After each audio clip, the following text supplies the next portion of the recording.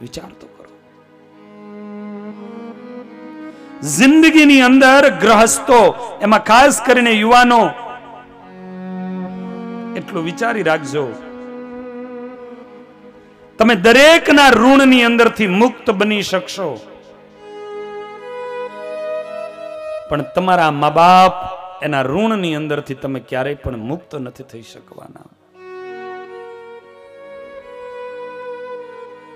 સારાએ ભારત વર્ષના તીર્થો કરી, એના સારાએ તીર્થોના પુણ્યને ભેગા કરી, તમારા મા બાપને ઊંચા આસને બેસાડી એની પૂજા અર્ચના કરી અને એના ચરણમાં સારાએ તીર્થોના પુણ્ય તમે અર્પણ કરો ને, તોય તમારી માં અને તમારા પિતા એના ઋણમાંથી તમે મુક્ત ન થઈ શકો, મુક્ત ન થઈ શકો.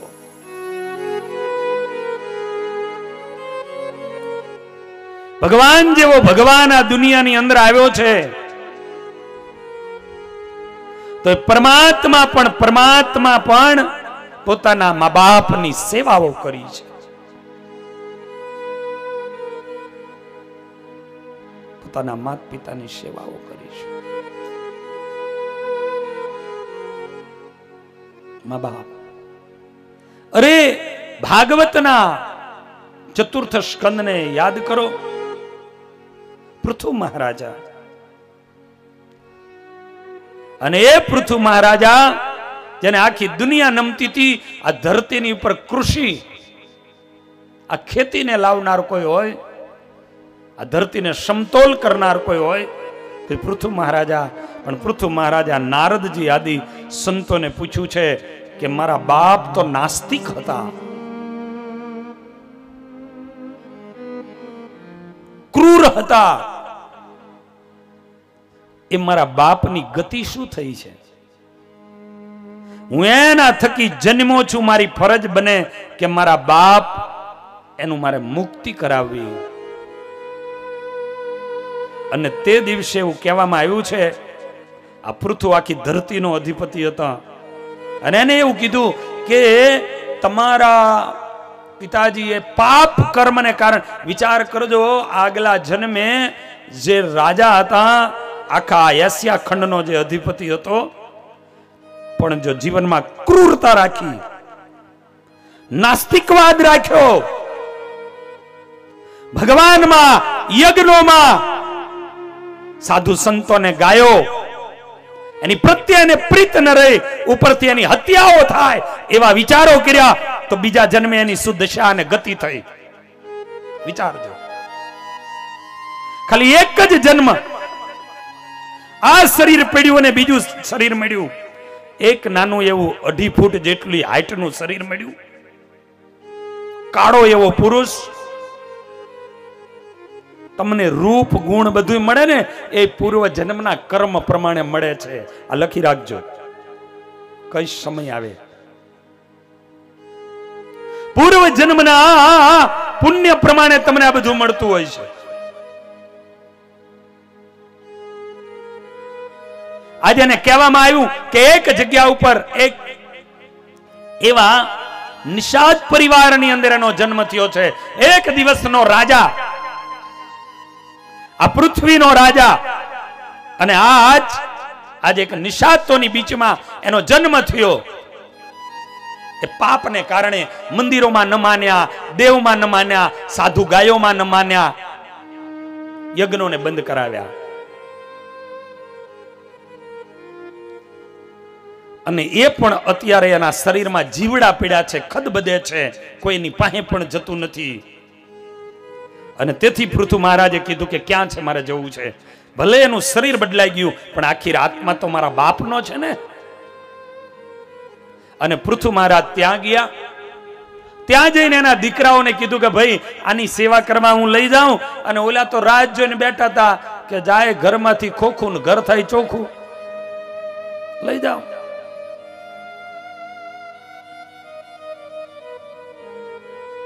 એની સ્થિતિ નહોતી લઈ જઈ શકાય એવી.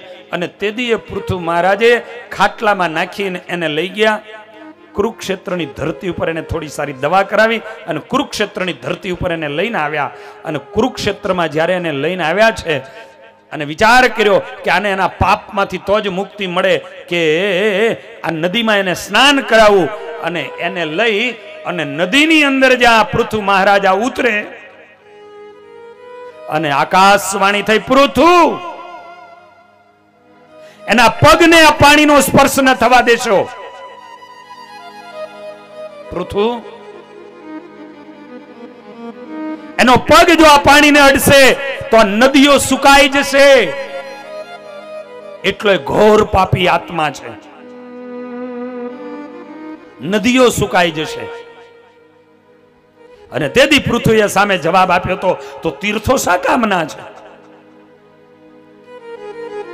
ગમે એવા ઘોર પાપ કર્યા હોય પણ તીર્થો ને એમાંય કુરુક્ષેત્રમાં જઈએ એટલે એની મુક્તિ મળે, એનું પાપ બરીને રાખ થઈ જાય.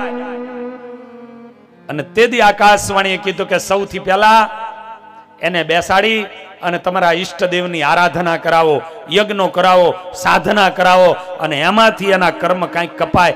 ત્યારબાદ આ તીર્થોમાં એને નવડાવજો, ત્યાર પછી એના પાપમાંથી મુક્ત થશે, બાકી એ મુક્ત નહીં થાય. હવે ક્યાં એક દિવસનો પૃથુ રાજા અને ક્યાં એક નિષાદ જ્ઞાતિમાં જન્મેલો એક જીવ, પણ આખીર એનો બાપ હતો. એને ખબર હતી કે ગત જન્મનો મારો બાપ છે, એના કર્મને કારણે કરીને આવ્યો છે, મારે એની મુક્તિ કરાવીને એ મારી ફરજ છે.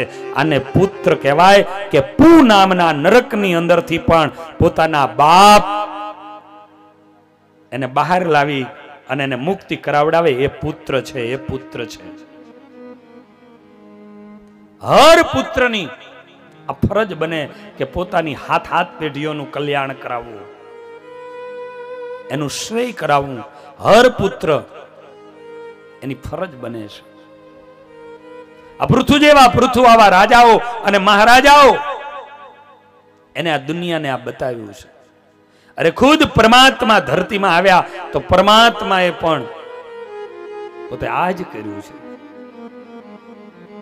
વિચાર છો. અને માટે કહું છું, હું તો કાયમ મારી કથામાં કહું છું કે યુવાનો, તમે તમારા માત પિતાના ઋણમાંથી ક્યારેય પણ મુક્ત બની નથી શકતા. અને એમાંય માં, એ માનું શું રૂપ છે. આજના યુવાનો તમે વિચાર કરજો, જે માએ જેથી તમને તમારી માં ન ગમે ને, જેથી તમને તમારા પિતા ન ગમે ને, તે દિવસે તમારા બાળપણમાં ક્યારેક ડોકિયા તો કરજો, ડોકિયા તો કરજો. તમને એને કેવા લાડ લડાવ્યા છે, તમારી માટે એને કેવા કેવા કોડ કર્યા છે, એનો ક્યારેક વિચાર તો કરજો.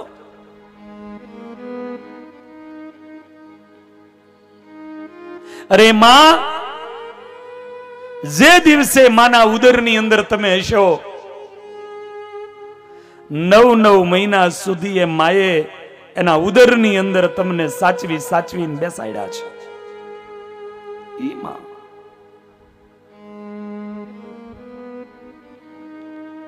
અરે ઉદરની અંદર એ માં ખારું કે ખાટું કે કઈ જો ખાતું હોય, યા તો તમને કઈ થાય નહીં એટલા માટે માં ઉદરમાં બાળકને પોષતી હોય ત્યારે પોતાના સ્વાદને પણ ભૂલી જાય ને સ્વાદી બની અને એક સાત્વિક આહારોને કરતી હોય. એવી માં એને તમે શું આપશો? એને તમે શું આપશો? 1-2 કલાક સુધી 5 કિલોનો વજન હાથમાં લઈને ઉભા તો રહેજો. શું દશા તમારી થાય છે? તો ઈ માં તમારા વજનને લઈ 9 મહિના સુધી ફરી છે, 9 મહિના સુધી ફરી છે. અને એથી આગળ કહું કે જે દિવસે તમને તમારા મા બાપ ન ગમે, તેથી તમારા જ આંગણાની અંદર તમારું જ નાનું એવું બાળક ઘોડિયામાં સુવડાવ્યું હોય, એની સામું નજર કરી લેવી કે બાળકને તમે જેટલા લાડ લડાવો છો ને કોડ કરાવો છો ને, આજે તમારી પાસે બધું છે ત્યારે કરાવો છો. અને તમે જેથી એવડા જ ઘોડિયામાં સૂતાતા તેથી તમારા મા બાપ પાસે કાંઈ નહોતું, છતાંય તમને એવા જ લાડ લડાવ્યા હતા અને એવા જ કોડ તમારા મા બાપે તમારી માટે કર્યા હતા. તમને આજ જેથી તમારું નાનું બાળક વાલું લાગે છે, એટલા જ તમે નાના એવા હતા ત્યારે તમારી માને ને તમારા પિતાને તમે વાલા લાગતા હતા, વાલા લાગતા હતા. આજના યુવાનો આ મોબાઈલ યુગમાં મોબાઈલોને લઈ લઈને બેસી જાય, ક્યારેક ટ્વિટર ખોલે, ક્યારેક વોટ્સએપ ખોલે, ક્યારેક ફેસબુક ખોલે, એમાં એવા ખોવાઈ જાય દીકરા દીકરીઓ કે પોતાની બસ વહી જાય બસ સ્ટેન્ડ ઉપરથી તો ખબર ન પડે, એવા ખોવાઈ ગયા હોય. પણ જિંદગીની અંદર મોબાઈલની ફેસબુકોમાં ખોવાતા આજના યુવાનો અને યુવતીઓ, એટલું કહું છું કે ક્યારેક ક્યારેક તમને જન્મ આપી અને તમારી માટે જે વેદનાઓ જેને સહન કરી છે એ મા બાપના ફેસોમાં ક્યારેક ખોવાવાનું ડોક્યું કરજો. એ મા બાપના ફેસની અંદર ખોવાવાનું ક્યારેક ડોક્યું કરજો, ક્યારેક ડોક્યું કરજો. એ તમારી માટે તમારા માતા પિતાએ શું કર્યું છે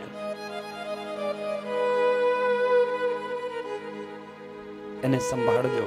અને એમાં ઈ માં જેથી તમે નાના હોય, તમારા મોઢામાં દાંત ન હોય, માં પોતાના ખોરામાં લઈ પોતાના મોઢામાંથી કોરિયા કાઢી અને તમને ખવડાવ્યા હોય, એ માં કે ઈ બાપ જેથી વૃદ્ધ થાય એના મોઢામાંથી દાંત નીકળી જાય ને, તે દિવસે ઈ મા બાપની પીરસેલી થાળીની સામે જોજો કે એને ચવાય એવું પીરસાણું છે કે નહીં.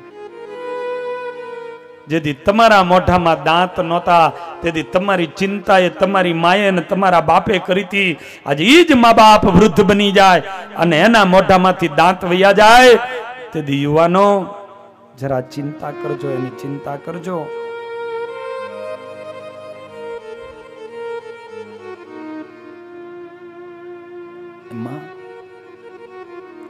આ જગતમાં એવું કહેવાય છે કે પરમાત્મા જ્યારે એક સરખો દરેકને પ્રેમ આપી ન શક્યા ત્યારે ખુદ ભગવાન પોતે માના સ્વરૂપે બનીને આવ્યા છે. એવી એ માં હર સમય અરે ક્યારેક એને પૂછજો કે માં તું મંદિરમાં સમજણી થઈ ત્યારથી જતી હોય તારી જિંદગીમાં તે કોઈ દાડો તારી માટે માંગ્યું છે? લગ્ન કરીને આવીને મંદિરમાં ગઈ તેથી અને ભગવાનની સામે ખોરો પાથરી અને અખંડ સૌભાગ્ય માંગ્યું, એટલે પોતાના પતિનું આયુષ્ય માંગ્યું અને એના ખોરામાં દીકરા રમતા જેથી થયા તેથી ખોરો પાથરીને એને મંદિરમાં પોતાના દીકરાઓના સુખ અને સમૃદ્ધિઓ માંગ્યા. એવી આમાં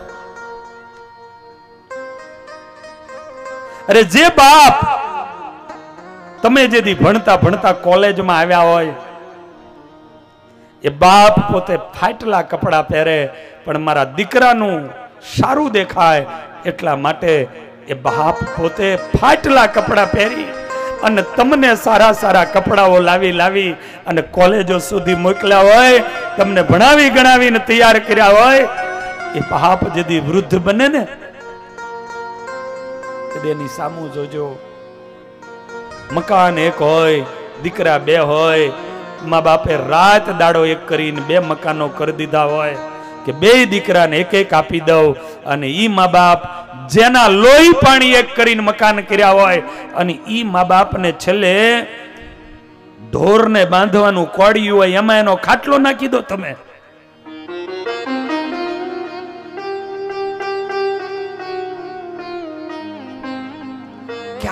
ક્યારેક તો ઊંડા ઉતરજો. એ મકાનને બનાવવા માટે બાપે શું મહેનત કરી હશે? રાત દાડો એ મા બાપ જાગ્યા હશે. એ મા બાપના છેલ્લા દિવસોમાં ફરિયામાં તમે ખાટલા નાખી દો છો.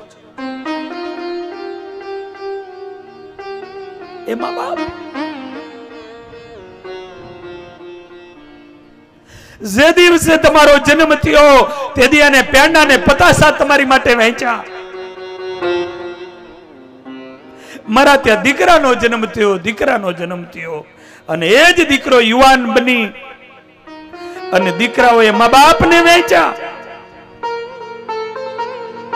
4 મહિના નાનાના ઘરે, 4 મહિના મોટાના ઘરે, 4 મહિના વચેટના ઘરે. આ જે મા બાપે તમારી માટે પેંડા ને પતાસા વેચાતા, એ મા બાપને તમે મહિને વારે ચડાવ્યા.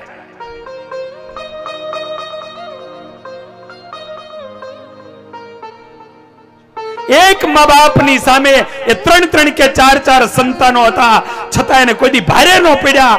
એ વૃદ્ધ મા બાપ 8-10 વર્ષ માટે તમને ભારે પડે છે. 22 વર્ષ સુધી તમે એને ભારે ન પડ્યા.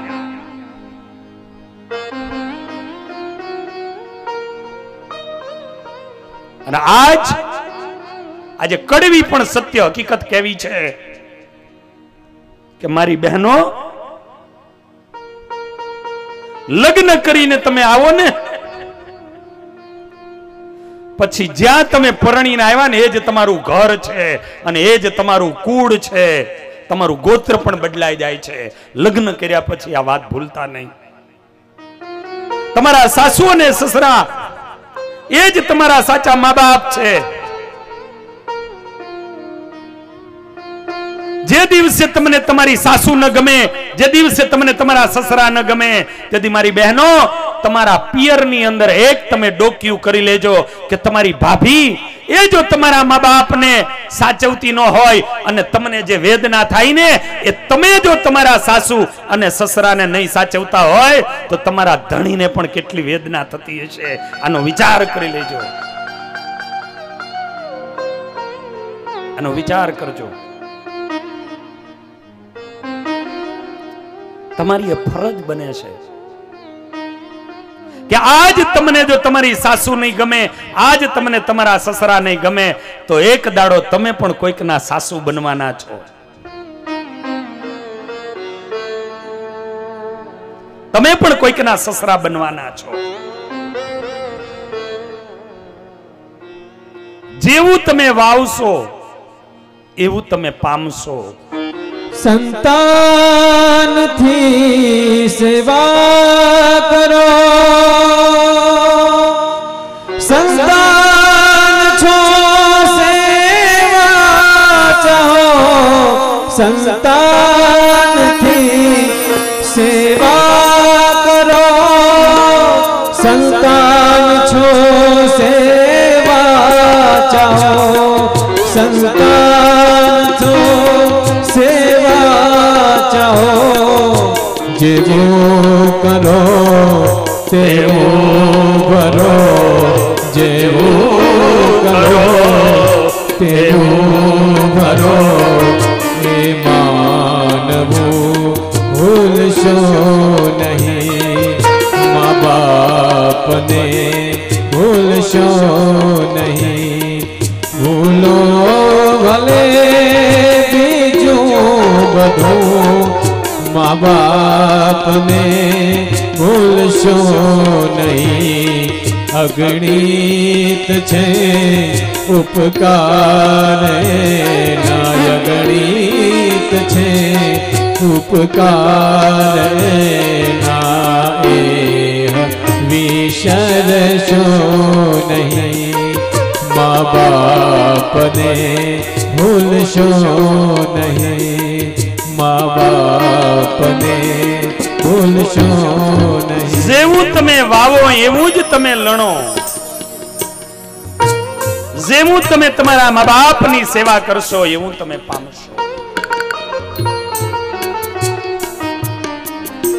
આપણી ફરજ છે આપણી માં, આપણા બાપ, એની આપણે સેવા કરવી. અને હું તો એમ કહું કે આ દુનિયાનો બોલતો ને ચાલતો દેવ જો કોઈ હોય તો પ્રથમ દેવ તમારી માં અને તમારા બાપ છે.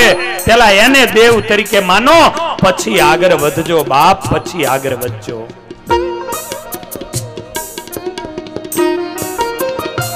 મા બાપ એની ઈચ્છાઓને પૂર્તિ કરવી નથી, એની ટાઈમે સેવાઓ કરવી નથી, અને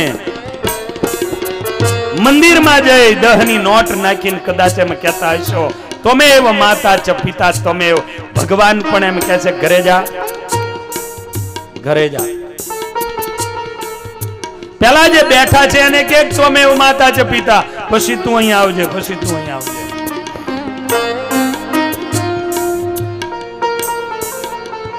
અને એ મા બાપનું શું મહત્વ એને બતાવવા માટે ખુદ ભગવાન સ્વામિનારાયણ 9 મંદિરોની રચના કરી, અને 9 મંદિરોમાં રાધા કૃષ્ણ દેવ, નન્નારાયણ દેવ, લક્ષ્મીનારાયણ દેવ, રાધારમણ દેવ આદિ ગોપીનાથજી મહારાજ આદિ દેવો પધરાવ્યા. પણ એની સંગાથે એને ધર્મદેવનું ભક્તિ માતા પધરાવ્યા.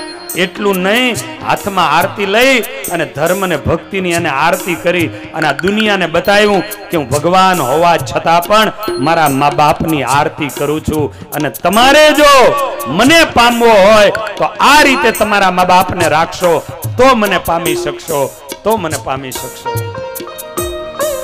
એમાં માં તો કાયમ કહું છું, એ માનું શું રૂપ છે. એ માં દીકરાઓએ કદાચ માને મારી હશે ને, કોઈ દી આ કાર્ય કરાય જ નહીં. એની માટે કોઈ દી આ દુનિયાના કોઈ શાસ્ત્રે માફી નથી આપી કે જેના મા બાપની સામે ઊંચી અવાજે પણ બોલે. એ તાડનની વાત તો પછી છે, પણ ઊંચી અવાજે પણ જે એની મા બાપની સામે કોઈ બોલે તો એની માટે કોઈ શાસ્ત્રમાં માફી નથી. પણ છતાં કદાચ કોઈ એવા દીકરાઓ આ દુનિયામાંથી આ કોઈ માને હાથ કાપ્યા તો કપાયેલા હાથે પણ એ માનું જતન કર્યું. આ દુનિયામાં કદાચ કોઈ દીકરાઓએ એ માં અને એ માના મસ્તકો કાપ્યા તો કપાયેલા માથાએ પણ પોતાના દીકરાના એને જતન કર્યા છે. આ માનું રૂપ છે.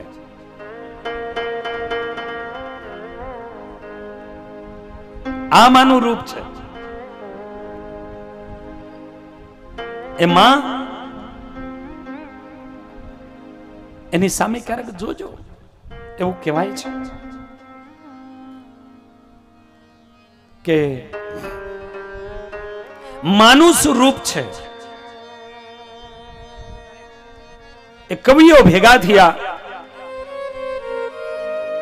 અને એક પછી એક કવિઓ વાત કરે આ જગતમાં મીઠું શું. કોઈ કે આ જગતમાં શેરડી મીઠી, કોઈ કે મધ મીઠું, કોઈ કે સાકર મીઠી.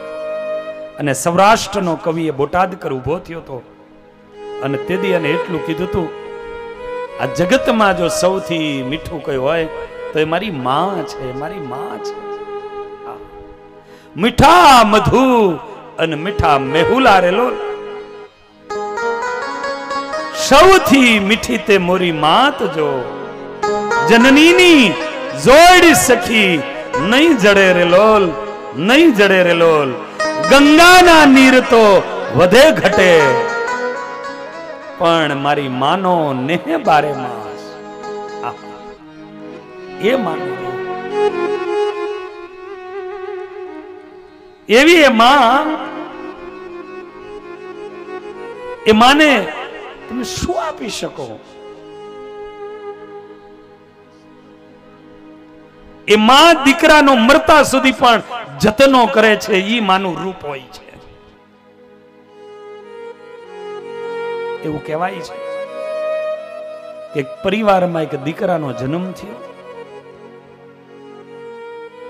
દીકરો 3 મહિનાનો થયો અને બાપ મૃત્યુ પામ્યો. પણ આજ માં દીકરાને મોટો કરવા માટે ગામના લોકોના વાસણ માંજવા જાય, કપડા ધોવા જાય, કે માં લોકોના વાસીદા વારવા જાય. દીકરાને મોટો કર્યો, દીકરાને ભણાવ્યો. દીકરો મોટો એક દિવસ ડોક્ટર બન્યો. માએ રાત્રિ અને દિવસ મજૂરીઓ કરી કરી આજે પોતાના દીકરાને, ઘરમાં કાંઈ નહોતું છતાં પોતાના દીકરાને આજ એને ડોક્ટર બનાવ્યો છે.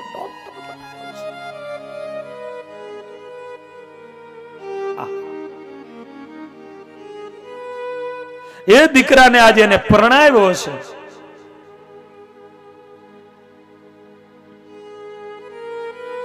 દીકરાની વહુ ઘરે આવી છે. દિવસો મહિનાઓ ગયા છે.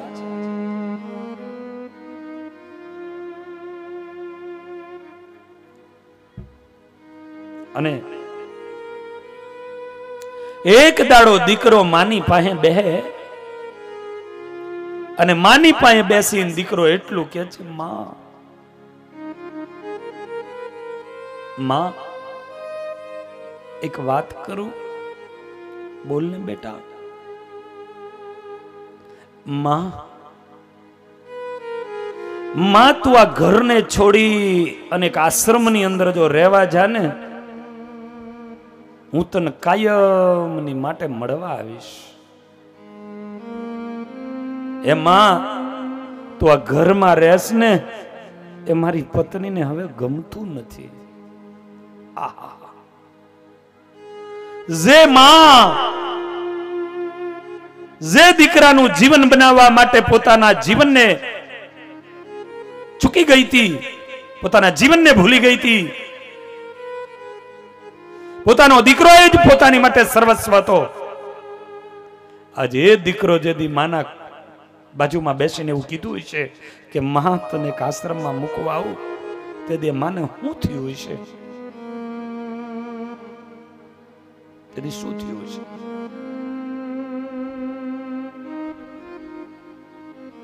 મને એક પ્રસંગ યાદ આવ્યો ને, વચ્ચે કહી દઉં. લગભગ તમે લોકો બધા જાણતા હશો. અહીંનો જે પ્રસંગ છે, ડોક્ટર એલસી પટેલ, મૂળ સાહેબ ખાખરેચીના, એની માતુશ્રી નિમિત્તે કથા કરેલી. અમારે ભક્તિનંદન સ્વામી જ સભા સંચાલન હતા, અમે વક્તા હતા. અને સાહેબની એક જ ભાવના, એક જ ઈચ્છા હતી કે મારી માના છેલ્લા શબ્દો હતા કે મારી નિમિત્તે તું કથા કર, તું વક્તા તરીકે શ્રીજી સ્વામીને લાવજે, બસ. અને એટલા માટે વ્યક્તિએ વરાદાડો સુધી રાહ જોઈ તારીખોને લેવા માટે. પણ ખબર પડી એ કેવો દીકરો હોય છે, ખબર પડે. ડોક્ટર એલસી પટેલ સાહેબના કીધેલા આજે કેવો એક માતૃભક્ત દીકરો કે 100 વર્ષની ઉંમરે પહોંચેલી માં પણ કાયમ એનું આવું ધીકતું હોસ્પિટલ દવાખાનું ચાલે, છતાં કાયમ એ ટાઈમે દવાખાનું બંધ કરીને માં પાસે જવાનું, 1 કલાક માં પાસે કાયમ બેહવાનું, અને માની બાજુમાં બેહીને કહેવાનું, માં તારે શું સાંભળવું છે? માં કે મારે વચનામૃત સાંભળવું. તો એ દીકરો વચનામૃતના પાઠ કરે ને માં સાંભળતી હોય. એ પૂરું થાય એટલે માં કે મારે મહાભારત સાંભળવું છે. અને એલસી પટેલ ડોક્ટર સાહેબ એ વાંચે ને માં સાંભળતી હોય. આ કાયમનો ક્રમ. પણ માં એક વાત એને કાયમ યાદ કરાવે, લખમણ તું નાનો એવો હતો ને તેથી મેં તને માર્યો તો. આજે 100 વર્ષે પહોંચેલી માં એ વાત ભૂલી નથી શકતી કે મારા દીકરાને મેં માર્યો તો. શા માટે માર્યો તો? અને માં એવું કહેતી, બેટા તું ડોક્ટર બનીને પણ મારી પાસે બેહસ, મારી ખબર લેસ. જે દિવસે તું ભણતો તો ને, એક તે 2 પૈસાની પેન, પાટીમાં લખવાની પેન એ માંગી હતી, તે હઠ કરી હતી. અને તેથી મારા ઘરમાં 2 પૈસા પણ નહોતા. અને તે દિવસે જે નાના એવા દીકરાએ હઠ કરી, તે દીએ માએ એને એક 2 પૈસાની પેન માટે થઈ અને દીકરાને માર્યો. પણ ડોક્ટર સાહેબ એમ માને કહેતા, એના આહુડા લૂછતા લૂછતા કે માં હું ડોક્ટર બની શક્યો હોય તો તે મને પેન ન લઈ દીધી અને તે મને જેદી માર્યો ને એના કારણે હું ડોક્ટર બન્યો. ભલે હું નાનો હતો પણ તેથી મેં વિચારી લીધું હતું કે મારી માં મને એક પેન નથી લઈ દેતી. એ મારી માની વેદના કેટલી છે, વેદના કેટલી છે. અને તેથી મેં નક્કી કરી લીધું હતું કે મારા પરિવારને જો મારે આમાંથી બહાર લાવવો હોય તો મારે હવે ભણવું પડે. અને એટલા માટે હું એ બાવરિયાઓની બીચમાં જઈ જઈને એકલો બેઠા બેઠા વાંચતો હતો કે આખા ગામમાં અમારા જેવું કોઈ ગરીબ નહોતું. અને તેથી અમે નક્કી કરી લીધું હતું કે મારો ભાઈ અગરિયાનું કામ કરીને મારી ફીઓ ભરે. હું જેથી મોટો થયો તેથી અને તેથી મેં નક્કી કર્યું હતું કે હું ભણીને કાંઈક એવો બનું કે સૌથી પહેલા મારા ભાઈએ મારી માટે જે કર્યું છે ને એ મારા ભાઈના ઋણોમાંથી હું મુક્ત થાવ, મારી માના ઋણમાંથી મુક્ત થાવ. આવા પણ દીકરાઓ છે કે આવા ડોક્ટરો બન્યા પછી પણ એક એક કલાક કાયમ માની પાસે બેહવાનું અને માં એમ કે બેટા હવે તું જા તારા ઘરે, યા તો દીકરા હવે તું તારું કામ કર. ત્યારે ઊભા થઈ અને પોતાના કામમાં લાગે. આવા દીકરાઓ પણ છે. આ માં અને દીકરાનો ખરેખર નાતો હોય છે. આ જુઓ, માં હંમેશા પોતાના દીકરાના જીવનનો એ ચિંતા કરતી હોય. આજે એવું કહેવાય છે કે આ ડોક્ટર બનેલો આજે આ દીકરો, એક બાજુ ડોક્ટર એલસી પટેલ નો દાખલો આપ્યો અને એની સામે એક આ દીકરો આજે માના પગમાં બેહીને કે માં તું વૃદ્ધાશ્રમમાં વહી જા, મારી પત્નીને તું અહીં ઘરમાં રહેશે ગમતું નથી.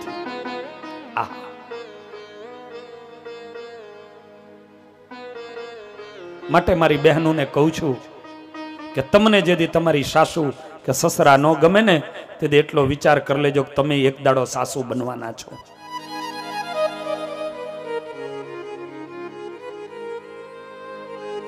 તમે પણ એક દાડો માં બનવાના છો. કદાચ તમારો પતિ એમ કહેતો હોય તો તમે તો એક શક્તિના રૂપે છો. તમારે તમારા પતિને કહેવું જોઈએ કે નહીં, આપણે સાથે જ રહેવું જોઈએ. મા બાપની સેવા કરવી એ આપણી ફરજ બને છે. અને આવી મેં દીકરીઓ આ સત્સંગની અંદર એવા પરિવારોની અંદર જોઈ છે કે પરિવાર આખા વેર વિખેર થયા હોય પણ એવી સંસ્કારી દીકરી જ્યાં જાય એ પરણીને જાય અને એ થોડા સમયમાં આખા પરિવારને એક કરી નાખે. એવી સંસ્કારી દીકરીઓ એ પણ સત્સંગની અંદર જોઈ છે. માટે જીવનમાં સંસ્કારીઓની વાતો થાય છે. બાજુવાળાએ કર્યું તો આપણે આવું કરો એની વાતો નહીં થાય. પણ વિશેષ કરી અને અમે સારું કેમ કરીએ આવો ભાવ કરશો ત્યારે લોકો તમારી નોંધ લેશે. અરે સંતો પણ નોંધ લેશે. આજ માની સામે જ્યારે દીકરાએ કીધું ત્યારે માં એટલું બોલી હતી કે દીકરા તું ચાહે મને તારા બંગલામાં રાખ કે ચાહે મને વૃદ્ધાશ્રમમાં મૂક્યા, મારું તો એક જ લક્ષ્ય છે કે મારો દીકરો સુખી થાય. બસ આ માનું રૂપ છે. અને દીકરો માને વૃદ્ધાશ્રમમાં મૂકી આવ્યો છે. થોડો ટાઈમ તો કાયમ મળવા જાય, પછી રહેતો અઠવાડિયા ને પછી મહિને ને પછી 6 મહિને ને પછી તો માં હાવ ભૂલાવા માંડી. પણ જ્યારે જ્યારે માને મળવા આવે ને ત્યારે પૈસા આપે, માને આપીને જાય. એક દાડો માં બીમાર પડી. જે માએ દીકરાને ડોક્ટર બનાવવા આખી જિંદગી ખર્ચી નાખી હતી એ માં આજે બીમાર પડી. વૃદ્ધાશ્રમના લોકોએ એના દીકરાને ફોન કર્યો પણ દીકરાએ કહી દીધું કે હું બહારગામ છું, તમે એની દવા કરાવી દેજો, બિલ થશે નહીં અમે આપી દઈશું. માની તબિયત બહુ લથડી ગઈ અને માં છેલ્લા શ્વાસ લેવા લાગી અને ફોન કર્યો ડોક્ટરને, એના દીકરાને કે તમારી માં છેલ્લા શ્વાસ લે છે. ત્યારે કહી દીધું કે હું નહીં આવી શકું. માં મૃત્યુ પામી ગઈ. અમને ફરીને ફોન કર્યો અને ઓલાએ જવાબ દીધો હું ઇમરજન્સી મીટિંગમાં છું, એનો અગ્નિદાહ કરી નાખો. એકનો એક દીકરો જે દીકરાને ડોક્ટર બનાવવા માટે માએ જિંદગી ખર્ચી નાખી હતી, એ માને અંતિમ સંસ્કાર કરવા માટે આજે દીકરો આવ્યો નથી. વૃદ્ધાશ્રમના લોકોએ એ માનો અગ્નિદાહ કરી દીધો. બધું પતી ગયું અને ઓલા દીકરાને એમ થયું લાલો હું હવે જઈને એના વિધિ વિધાનો બધા પત્યા. પછી એક દાડો જઈને દીકરો આવે અને આવીને એટલું કહે છે કે મારી માનું જે કાંઈ હોય આપી આવું. અને જ્યારે એ આવ્યો છે મારી માનો હિસાબ શું થયો છે? અને વૃદ્ધાશ્રમને ચલાવવા વાળા સંચાલક તેથી એટલું બોલ્યા હતા, ડોક્ટર ઉભા થઈ જાઓ. જે માના અંતિમ સંસ્કાર કરવાનો જેને ટાઈમ ન હોય ને એના રૂપિયા જો મારા આશ્રમમાં આવે ને તો મારો આશ્રમ અભડાઈ જશે. આહા, વયા જાઓ. એ તારી માં નહીં, એ મારી માં હતી, મારી ફરજ હતી અને મેં એની સેવા કરી છે. વઈ જાઓ. અને ડોક્ટર જ્યારે શર્મિંદા બનીને જવા લાગ્યા એ ટાઈમ ઉપર પેલાને યાદ આવી કે કહો ઓલી ડોસી મરતા મરતા મને કાંઈક કહેતી ગઈ હતી. એને કીધું એ ડોક્ટર ઉભા રહ્યો, તમારી માનું એક હંપેતરું લેતા જાઓ.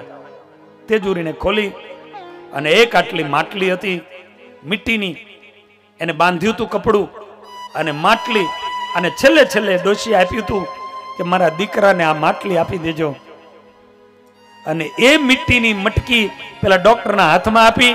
ડોક્ટરે મિટ્ટી લઈ એ મટકીને લઈ પોતાના ઘરે આવી પોતાના ઓરડાને બંધ કરી અને પોતે માટલીને ખોલે છે. અને એની અંદર એક ચિઠ્ઠી હતી અને માટલીમાં એક ચિઠ્ઠી હતી. અને ચિઠ્ઠી કાઢી અને ચિઠ્ઠીમાં લખ્યું હતું કે દીકરા, આખી જિંદગી મેં તને મોટો કરવા માટે ખર્ચી નાખી. છેલ્લે હું બીમાર હતી, તું આવી પણ ન શક્યો. મારે તારી પાસે કાંઈ નહોતું જોઈતું. મારી એક જ ભાવના હતી, મારા લાડક વયાનું મોઢું જોઈ લઉં, મારા લાડક વયાનું એક મોઢું જોઈ લઉં. તું ન આવ્યો, કઈ વાંધો નહીં દીકરા, સુખી રહેજે. પણ હા, તું જ્યારે જ્યારે મને મળવા આવતો હતો ને, તું મને કઈ ને કઈ રૂપિયા દઈને જતો તો, એક પણ રૂપિયો મેં વાપર્યો નથી. આજે માં લખે છે, આ માનું સ્વરૂપ છે. દીકરા, એક પણ રૂપિયો મેં વાપર્યો નથી. બધા જ રૂપિયા મેં ભેગા કરી અને આ મટલીમાં આ મટકીમાં મૂક્યા છે.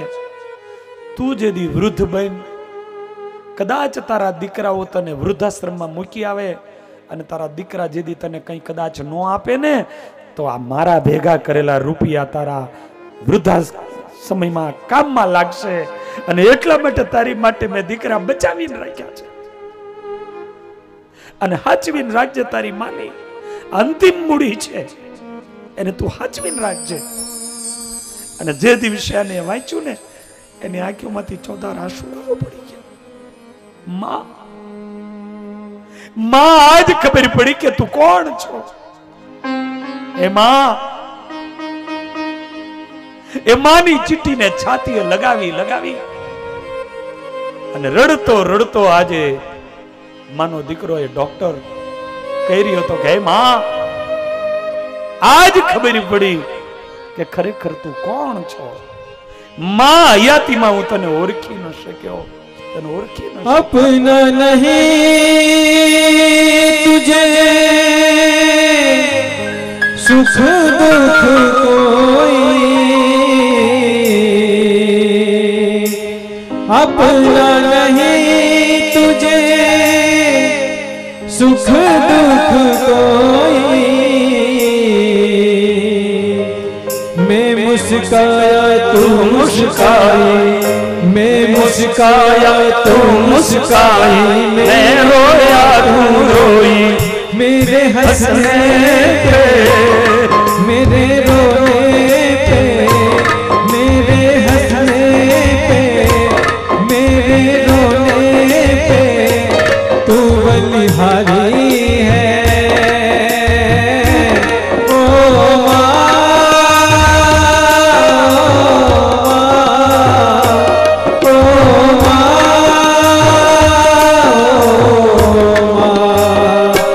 कितनी अच्छी है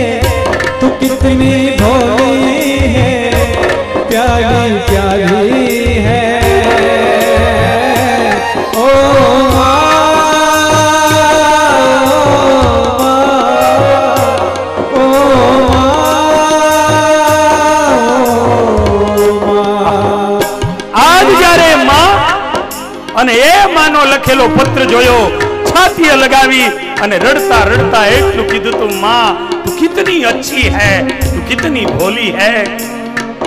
हे मां, आज मुझे पता चला कि मैं मुस्काया तो मुस्काई।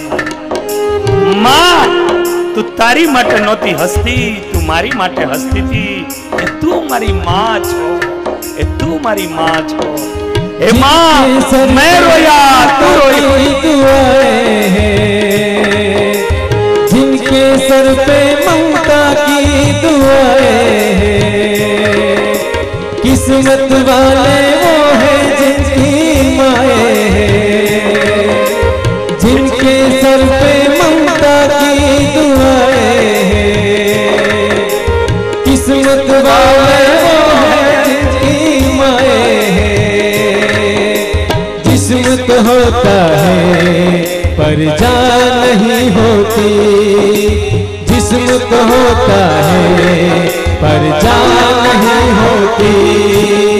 उनसे पूछो जिनकी मां नहीं होती, उनसे पूछो जिनकी मां नहीं होती। लोग सुनाती है छुप के सुलाती है, लोग सुनाती है छुप के सुलाती है। याद तुम्हारी जब जब मुझको आती है, आती है। माँ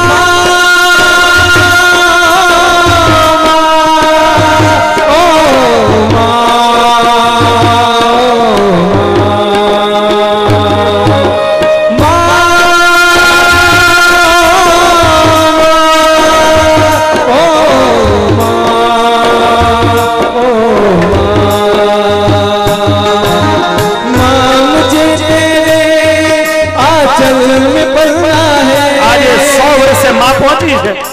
અમારા ચંદુભાઈ આયા છે, તમારા રંગ પ્રનાજ જમાય છે, પણ આજ પણ ઈ માએ અમારું જીવન અને કેવી સેવાઓ કરે। माँ मुझे तेरे आंचल में पलना है, थाम के उंगली तेरे साथ चलना है। माँ मुझे तेरे आंचल में पलना है, थाम के उंगली तेरे साथ चलना है। पूजा का मेरी वरदान है तू, मेरे लिए तो भगवान है तू। पूजा का मेरी वरदान है तू, मेरे लिए तो भगवान है तू। हर मंदिर हर मूरत में बस तेरा रूप समाया है। खुशियों का दिन आया है, जो मांगा वो पाया है। आज मेरी माँ ने मुझको बेटा कहकर बुलाया है। माँ मेरी माँ,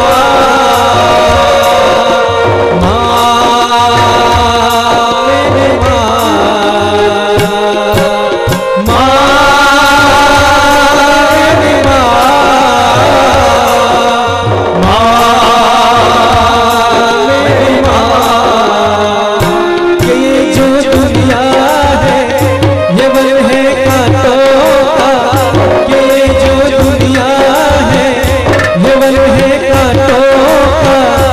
तू फुलवारी है। ओ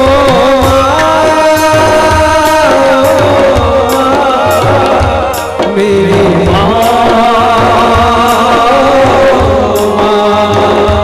मेरी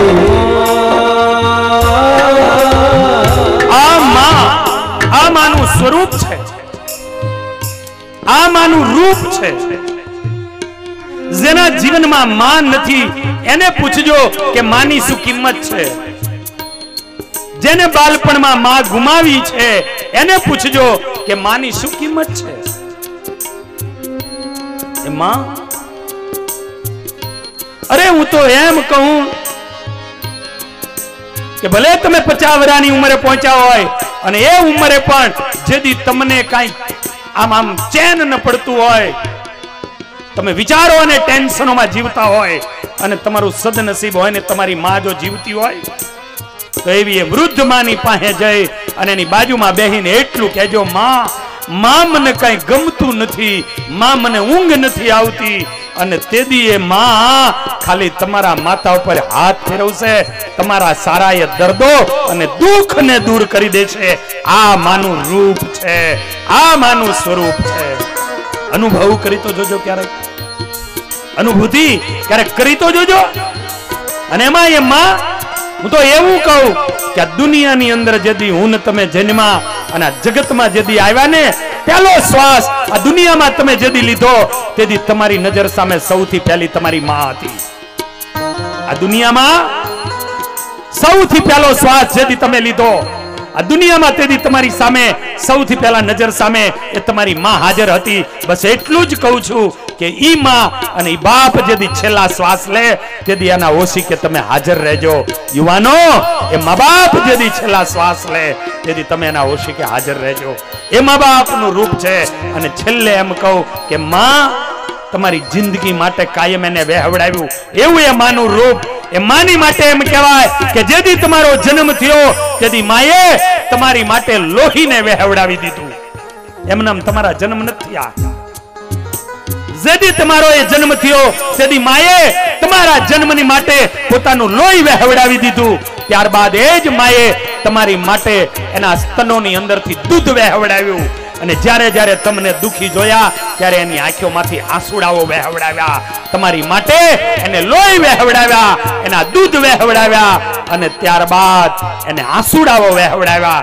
એવી એ માને તમે શું આપી શકો? અને એટલા વાસ્તે તો આજે પરમાત્મા જેવો પરમાત્મા જેને જવાનો જંગલમાં વિચાર કર્યો તો છતાંય ભગવાન ઘનશ્યામ આજે પાછા આવી ગયા. આજે પાછા આવી ગયા. મારા મા બાપ જ્યાં સુધી હયાત ત્યાં સુધી મારે ક્યાંય જવું નથી. અને માત પિતાને સુખ આપે અને સુખ આપતા આપતા ભગવાન જ્યારે આગળ વધે એ દાદાજીની પાસે તમામ વિદ્યાભ્યાસો એને ભણ્યા, વેદોને ભણ્યા, સારા એ શાસ્ત્રો, એનો એક ગુટકો બનાવ્યો. દાદાજીએ જોઈ બહુ રાજી થયા. મૈયા બીમાર પડ્યા.